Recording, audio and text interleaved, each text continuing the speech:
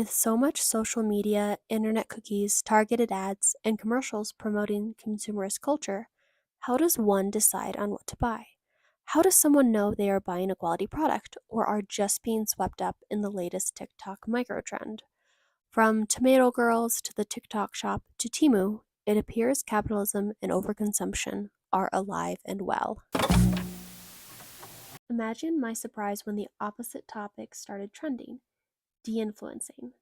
I appreciate taking the focus off buying new products, showing why we often already had similar items in our household, and removing picture perfect decor.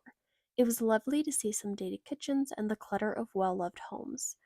Why more expensive items did not always automatically mean higher quality, and this little de influencing trend really got me thinking of how this is also related to planned obsolescence. If you are new to the term, de-influencing is a rejection of influencer culture and overconsumerism. Instead of focusing on encouraging others to purchase a specific product, aka influencing, de-influencing is encouraging others not to get an item. This, in a lot of ways, is a repackaging of the minimalism trend that occurred in the late 2000s slash early 2010s. Now, this isn't to say these trends are perfect. There are negatives to minimalism and de-influencing, which I will mention a few. For one, you can feel moral superior to others by simply having less, without any regard as to the many reasons why someone else may have a larger quantity of items. Morality is not correlated to item quantity. I absolutely want you to get things that are necessary to your day to day life. Minimalism and de influencing often point out how specialized items are designed to do just one thing are often unnecessary or redundant. However, specialized items absolutely solve problems. These items are often important to individuals with disabilities, chronic health conditions, those that live in locations with extreme weather conditions, and so on. For example, fidget toys can be incredibly helpful in focusing. Avocado or banana slicers can be very helpful for those who are unable to safely or comfortably use knives. And a portable misting fan can help those keep cool who are experiencing a heat wave. The next time you come across an item that appears to be, quote, lazy or unnecessary, reconsider instead how that item may be helpful to a disabled person.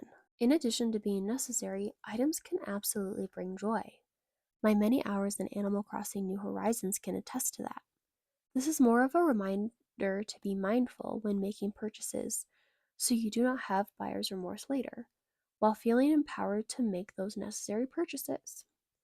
This is one simple girl's inner musings on how companies go about enticing us to buy. It's a combination of marketing, advertising, product design that makes all of us vulnerable, myself included. None of us are immune. How is consumerism related to planned obsolescence? There are a few ways because planned obsolescence can happen a few different ways. If you're new to the term, planned obsolescence is the business practice of designing products to break quickly or become obsolete in the short term. And this is something that absolutely happens and companies have been admitted to doing. Apple revealed they slowed down older iPhones to encourage customers to upgrade to a newer model.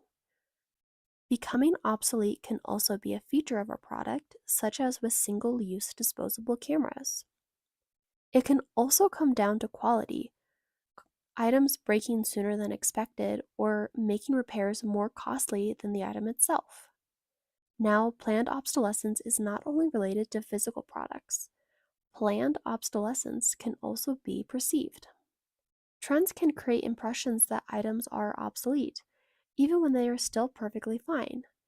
This is most often seen in fashion, especially with the rise of fast fashion trends. Fast fashion also is often of poor quality, containing both aspects of planned obsolescence.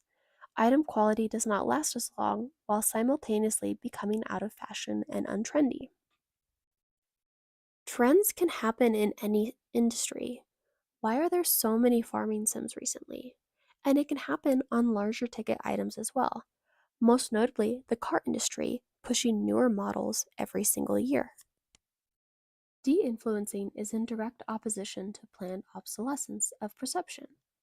None of us are completely immune to trends, and it's not lost on me that de-influencing isn't a trend in itself. Also, as an aside, trends can be beneficial. They can be a cultural touchstone, something that can unify a community while also providing common ground to help connect with strangers and acquaintances. The topic of the trend often exists way before it gains cultural popularity. Cottagecore, for example, existed way before it was ever called cottagecore. Seriously, even Marie Antoinette was a fan of cottagecore, but that is a topic for another day. The trick is to evaluate each trend on a personal level to see if that trend is something you already enjoy and is just having a pop culture moment, or if it is completely new to you, and if this thing is something you would continue enjoying long after it stops trending on your For You page. This pause in trend chasing is often helpful in a lot of ways, both globally and personally. Overconsumption is damaging to the environment.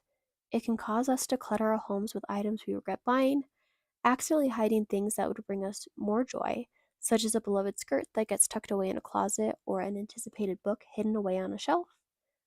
As a little reminder, the most sustainable thing you can do is to use items you already own and love. Life is tough, and purchasing a few necessary, thoughtfully chosen items from a fast fashion or affordable website is not the issue at all with overconsumption. So, for those lovely viewers who are on a budget and are doing their best, I see you and you are doing great. The environment is really damaged by large hauls. Haul content can be especially encouraging of overconsumption, and as an imperfect human, is one that I find I am personally drawn to. I love a good book haul. It is fun to watch others display the books they recently purchased and why they are excited to read them. When confronted with this advertisement, because that is what haul content generally is, even if it is not sponsored, it just really itches that goblin part of my brain that desperately wants to collect things. This is when it's important to take a pause and focus on conscious consumerism.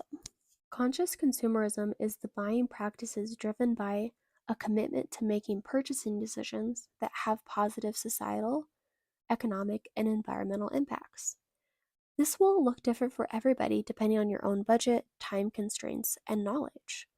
We are all doing the best we can with what we have, and even with no additional education, a moment of pause and self reflection can help us make better decisions. For example, you may run across a cute cable knit sweater from a fashion brand, and if you're me, it may be love at first sight. With a momentary pause and reflection, I can consider, is this an item that is needed soon? Do I actually enjoy this color?